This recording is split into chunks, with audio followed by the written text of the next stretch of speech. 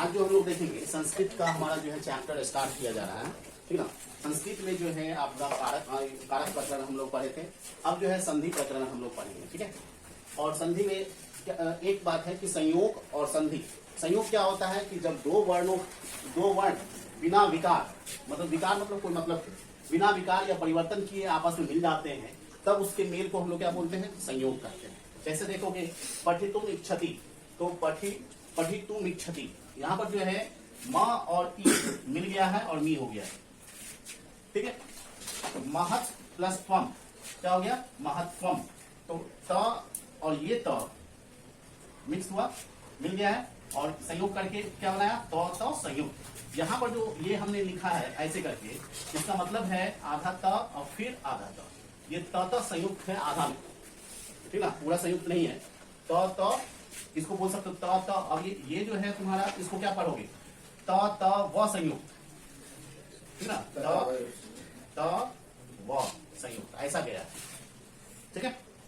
तो ये है तुम्हारा क्या, महत्वम। इसमें जो है ये त और ये त जुड़ गया है, त संयुक्त बनाया आधा में, और व और न, तो हो गया महत्वम। अन प्लस उपस्थित क्या हो गया, छोटी उ और न मिला तो क्या बना, नु बना, अनुपस्थित। अपने वर्ण विच्छेद अभी देखा था, वर्ण विच्छेद में भी आपने ऐसा ही किया, ठीक है। जब दो अत्यंत संयोगी वर्णों के मिलने से, जब दो संयोगी वर्णों के मिलने से जो विकार उत्पन्न हो जाएगा, उसे हम लोग क्या कहेंगे। अब हम लोग देखते हैं संस्कृत में संधि तीन प्रकार के होते हैं, स्वर संधि, व्यंजन संधि और विसर्ग संधि। स्वर संधि किसे कहेंगे, नाम से एकदम पूरा साफ साफ बताया जा रहा है कि स्वरों का संधि होगा। जब दो स्वर आपस में मिलेंगे तो उसके बीच जो विकार उत्पन्न होगा या उसके कारण जो विकार उत्पन्न होगा, उसी को हम लोग क्या कहेंगे, स्वर संधि कहेंगे। व्यंजन संधि में स्वर या व्यंजन का संयोग होगा, या व्यंजन और व्यंजन दो व्यंजनों का संयोग हो, तो उसे हम लोग क्या कहेंगे, व्यंजन संधि कहेंगे। और विसर्ग संधि में विसर्ग और स्वर का मिश्रण हो सकता है या व्यंजन का मिश्रण हो सकता है। स्वर संधि क्या होता है, दो स्वर वर्णों या स्वर वर्णों के मिलने से स्वर वर्णों में जो विकार उत्पन्न होता है, उसी को हम लोग क्या कहेंगे, स्वर संधि कहते हैं। मतलब दो स्वर वर्णों के मिलने से जो विकार उत्पन्न होता है, उसे हम लोग क्या कहेंगे, स्वर संधि कहते हैं। स्वर संधि जो है पांच भेद होते हैं, ठीक ना। ये हमने अंग्रेजी में लिखा है, आपका हिंदी में 5 ऐसे होता है, ठीक है। ऐसे लिख सकते हो या फिर ऐसे करके लिखा हुआ रहता है, और अगर 4 लिखना है तो ऐसे रहेगा, ठीक है। तो ये ध्यान रखिएगा। स्वर संधि के 5 भेद होते हैं, दीर्घ संधि, गुण संधि, यन संधि, वृद्धि संधि और आयाति संधि। हम इन 5 के बारे में जो है एक एक करके अध्ययन करेंगे, ठीक है। दीर्घ संधि क्या होता है, तो दो हर्ष संधि या फिर दो दीर्घ संधि के मिलने से जो विकार उत्पन्न होगा, उसी को हम लोग दीर्घ संधि कहेंगे। और इसमें जब दो हर्ष स्वर मिलेंगे या हर्ष संधि होंगे, या दो समान स्वर जब मिलेंगे, तो उससे जो है उसका रूप क्या हो जाएगा, बदलकर दीर्घ हो जाता है, ठीक है। जैसे अ और अ मिलाए तो क्या हो गया, आ हो गया। मतलब ये दोनों तो हर्ष है, और इस दोनों को जब हम लोग मिलाएं तो दीर्घ हो गया। उसी तरह से आ और अ क्या हो गया, आ हो गया। उसी तरह से दो आ को भी मिला दिए तो ही आ ही होगा, अ और आ भी मिलेगा तो आ होगा। छोटी ई मिलाते हैं, का संधि करेंगे तो होता है बड़ी ई। उसी तरह से छोटी और बड़ी ई का संधि करेंगे तो बड़ी ई ही होगा। छोटा ऊ करेंगे बड़ा ऊ हो जाएगा, और छोटा ऊ बड़ा ऊ करेंगे तो बड़ा ऊ हो जाता है। इसको हम लोग कह सकते हैं, इसको हम लोग क्या बोलते हैं, हर्ष ऊ और ये दीर्घ ऊ। क्योंकि ये दोनों जो है हर्ष स्वर है, इसलिए इसको बोलने में कम समय लगता है, इसलिए हर्ष ऊ और हर्षु के संधि से दीर्घ ऊ का निर्माण होता है, और हर्ष ऊ और दीर्घ ऊ के संधि से दीर्घ ऊ का निर्माण होता है, ठीक है। अब जो हम लोग देखते हैं कि इससे संबंधित जो है शब्द कैसे दो स्वरों का संयोग होगा, वो देखते हैं। जैसे दक्षिण, यहाँ पर कुछ नहीं है तो क्या है, अ छुपा हुआ है ना। अगर इसमें हलन डाल दो तो अ आएगा, ठीक है। तो दक्षिण प्लस अरण्य, तो अ प्लस अ क्या हो जाएगा, आ, तो क्या हो गया,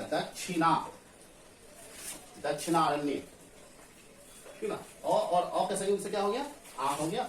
आकार की मात्रा आई, ध्यान रखिएगा, ये जब आप स्वर संधि करिएगा, विसर्ग संधि करिएगा, कोई भी संधि करें तो उसमें जो है इस संधि का उपयोग करिएगा। इससे जो है शब्द शुद्धिकरण में आसानी होती है।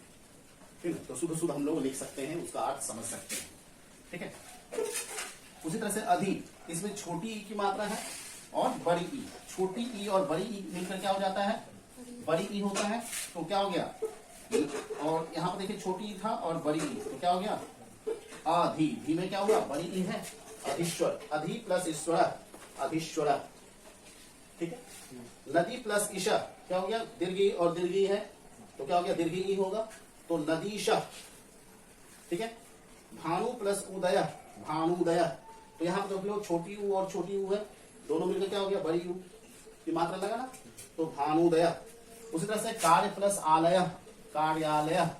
यहाँ पर अ है और आ मिलकर क्या हो गया, आ हो गया कार्यालय। विद्या प्लस अर्थी, आ प्लस अ, आ होता है विद्यार्थी। उसी तरह से शिक्षा प्लस अर्थी क्या हो जाएगा, शिक्षार्थी। ठीक है, तथा प्लस अस्तु क्या हो गया, तथास्तु। आ प्लस अ, आ हो गया तथास्तु। देव प्लस आत्मा, अ प्लस आ क्या हो गया, देवात्मा। आ हो गया ना यहाँ पे। सेवा प्लस आश्रम, सेवा आश्रम, सेवाश्रम। सेवा प्लस आश्रम क्या बोलते हैं, सेवाश्रम। ठीक है, मही प्लस ईश, महीश। दीर्घ ई, दीर्घ ई के संयोग से दीर्घ ई बनेगा। राम प्लस आयनम क्या हो गया, अ प्लस अ, आ हो जाएगा रामायणम। और विद्या प्लस आलय, विद्यालय। यहाँ पर आ और आ मिलकर आ बनता है, तो विद्या प्लस आलय, विद्यालय। इसके अलावा बहुत सारे शब्द हैं। ये आपका हो गया कि अगर गुण संधि में अ और बड़ी ई जो मिलकर ए हो जाएगा, या आ जो है और बड़ी ई मिलकर क्या हो जाएगा, ए हो जाएगा। अ छोटी ऊ मिलकर ओ हो जाता है, अ बड़ी ऊ होकर क्या मिल जाता है, ओ हो जाएगा। और अ प्लस री जो है, अ और री मिलकर क्या हो जाता है, अड़ हो जाता है। और आज और री भी मिलकर क्या होता है, अड़ होता है। तो इस तरह से कह सकते हो, अ और आ का ए हो जाता है, आ और ऊ का मिलकर ओ हो जाता है, और अ और री का मिलकर क्या हो जाता है, अड़ हो जाता है। ये आपको ध्यान रखना है। ये जो है गुण संधि में, इसका मतलब है कि इसमें गुण क्या हो जाता है, बदल जाता है। ठीक है, तो जैसे परम प्लस ईश्वर, ईश्वर, तो परम और ईश्वर मिलकर क्या बना देता है, यहाँ पर बड़ी ई और यहाँ पर अ, तो क्या हो जाएगा, ए हो जाएगा। तो क्या हो जाता है, परमे, परमेश्वर। ठीक है, यहाँ पर आप देख लीजिए कि क्या हुआ कि यहाँ पर अ और ई मिल गया, ठीक ना, और क्या हो गया, यहाँ पर ए कार आ गया, तो हो गया ना ए। लंब प्लस उदर, लंबोदर।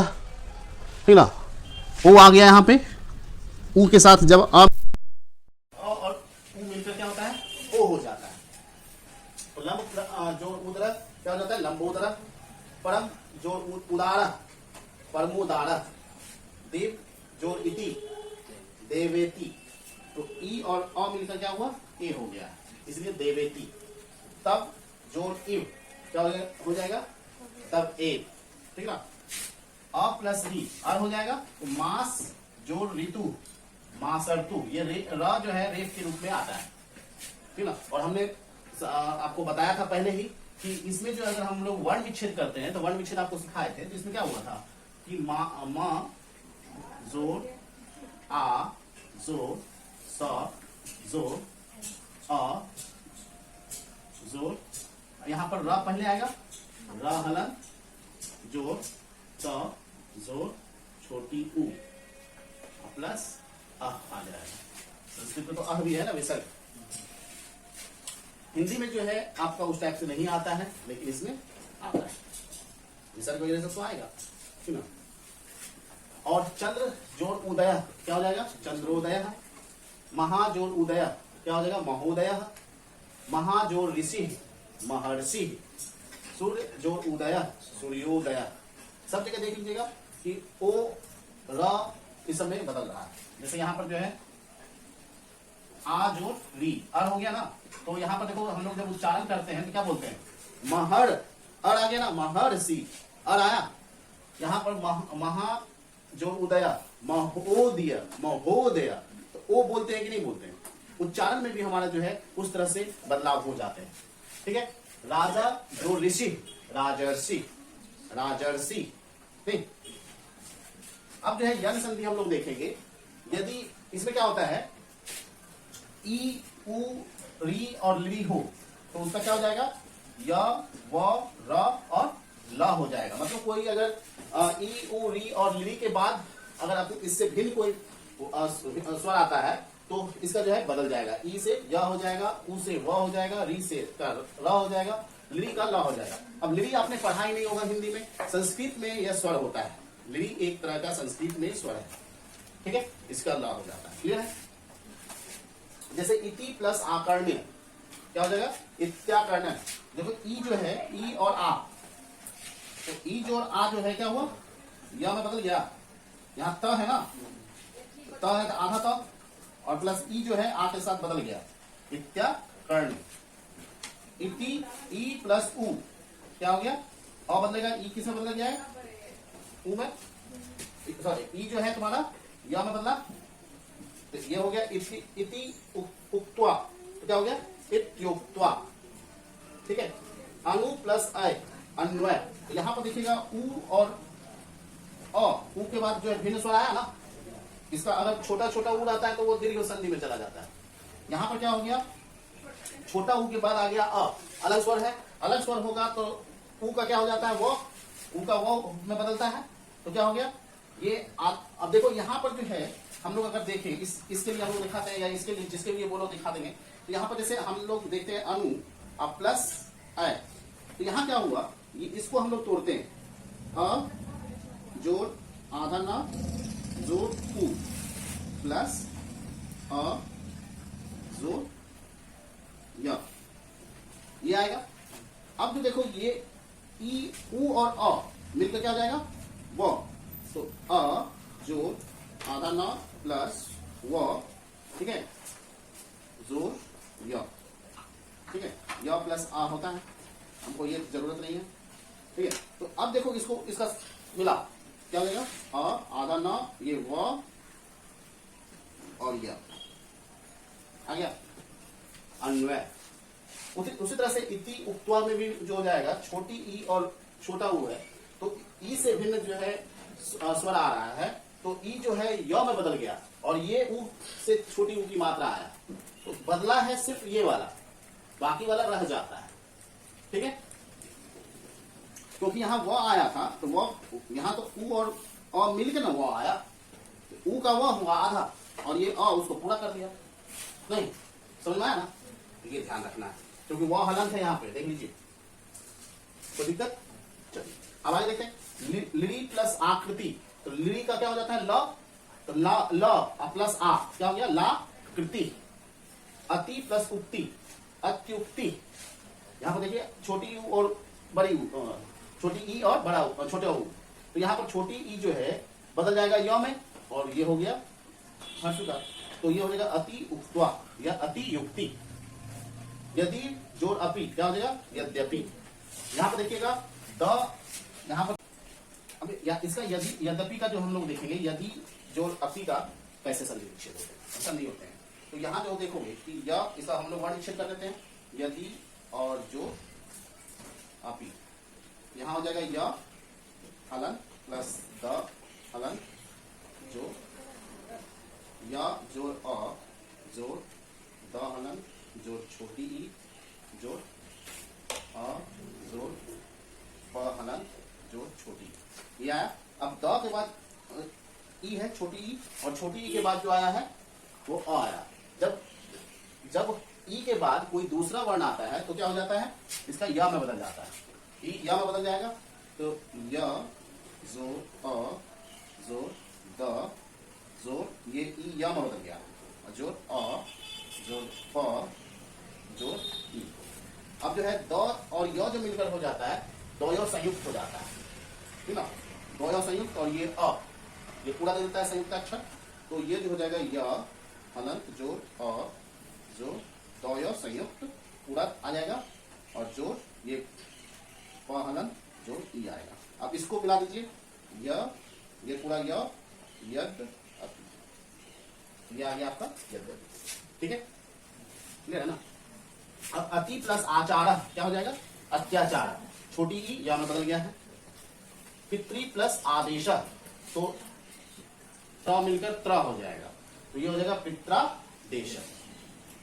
तो सु प्लस आगतम क्या हो जाएगा? स्वागतम, सुस्वागतम नहीं, स्वागतम। हाँ, इति प्लस आदि क्या हो जाएगा? इत्यादि। ठीक ना, सुस्वागतम के लिए क्या हो जाएगा? सु प्लस स्वागतम आता है, सु प्लस सु हो जाएगा, सुस्वागतम। तो सु प्लस आगतम, सुस्वागतम। ठीक है, तो इस टाइप से क्लियर है।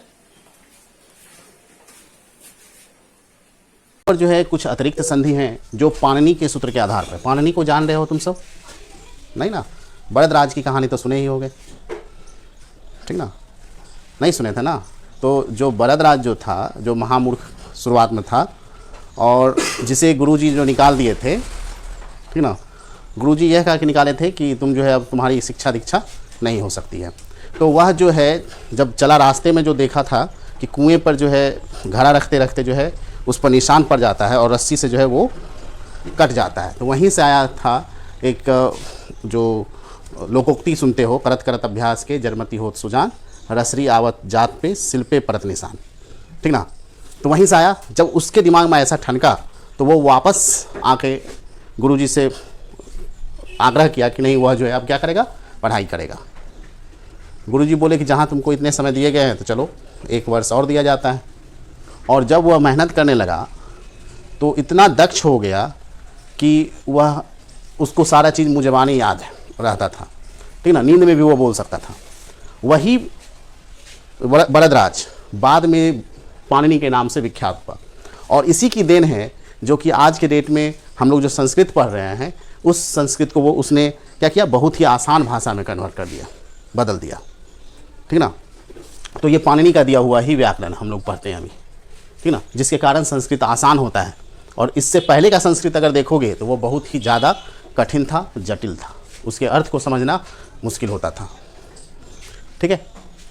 तो देखोगे कि इसने बताया 3 तरह से और एक अतिरिक्त दिया गया है, पूर्व रूप संधि। यह अयादि संधि का अपवाद है, ठीक ना। यदि पद के अंत में ए या ओ हो और उसके बाद अ हो तो अ का लोप हो जाता है और उसके स्थान पर ये जो है चिन्ह अ का ही चिन्ह है जो आधा है, अल्प चिन्ह कहलाता है, ठीक ना, लगा दिया जाता है। तो जैसे रामे प्लस अपि, रामेपि, इसको छोटा सा कम समय के लिए उच्चारण करेंगे, अभी बहुत कम समय के लिए बोलते हैं। जैसे रामे जोड़ अपि, रामेपि, ठीक है। प्रभो प्लस अत्र, प्रभोत्र, ठीक है। कह प्लस अयम, कोयम, ठीक ना। और सह प्लस अवदत, सो अवदत, ठीक ना, सो अवदत या सो वदत, ठीक है। प्रग्रह संधि, इसे प्रकृति भाव संधि भी कहा जाता है, ठीक ना। प्रग्रह संधि को प्रकृति भाव संधि भी कहते हैं। इकारांत, उकारांत या द्विवचन रहता है तो कोई संधि नहीं होती है, याद रखिएगा। जब इकारांत हो, उकारांत हो या एकारांत हो और उस वह जो है द्विवचन में रहे, ठीक ना, द्विवचन में हो तो उसका संधि नहीं होता है। जैसे मुनि जोड़ आगत, इसमें जो है द्विवचन है, ठीक ना। ईतः अंति जो धातु रूप है उसका जो है द्विवचन है। संस्कृत में वचन 3 तरह के होते हैं, ठीक ना, एक वचन, द्विवचन और बहुवचन। तो यहाँ पर जो है मुनि जोड़ आगत, मुनि आगत, इसमें संधि नहीं हुई है। साधु जोड़ इमो, साधु इमो, ठीक है। यह यन संधि का जो है निषेध है, ठीक ना, यहाँ पर यन संधि नहीं हो पाता है। लते जोड़ एते, लते एते, ठीक ना, यहाँ संधि नहीं हो रहा है। द्विवचन जब रहेगा अकारांत, इकारांत, उकारांत और एकारांत में के बाद अगर कोई द्विवचन रहता है तो उसकी संधि नहीं होती है। सविते जोड़ एतो, सविते एतो, यह जो है अयादि संधि का जो है निषेध है, यहाँ पर अयादि संधि नहीं होती, ठीक है। अपवाद में पर रूप संधि, पर रूप संधि जो है उपसर्ग के आकार के बाद, ठीक है, आकार के बाद यदि धातु का ए अथवा ओ रहे तो उपसर्ग का आकार भी के बाद के स्वर का रूप ले लेता है। मतलब कि उपसर्ग का आकार जब रहेगा ना, उपसर्ग का आकार के बाद आकार मतलब आ की मात्रा जो रहती है आकार के बाद यदि धातु का ए अथवा ओ हो, ठीक है, तो उसे उपसर्ग का आकार भी बाद में क्या हो जाता है, स्वर्ग का रूप ले लेता है। यह वृद्धि संधि का अपवाद है, ठीक है। जैसे प्र जोड़ एस यति क्या हो गया, प्र, और ये एक एकार का रूप ले लिया तो प्रे हो गया प्रेष्यति, नहीं, और प्र जोड़ एजते क्या हो गया, प्रेजते, एकार का रूप लिया, और उप जोड़ ओसती क्या हो गया, उपोस्ती, ठीक है। तो इस तरह से आपको करना है।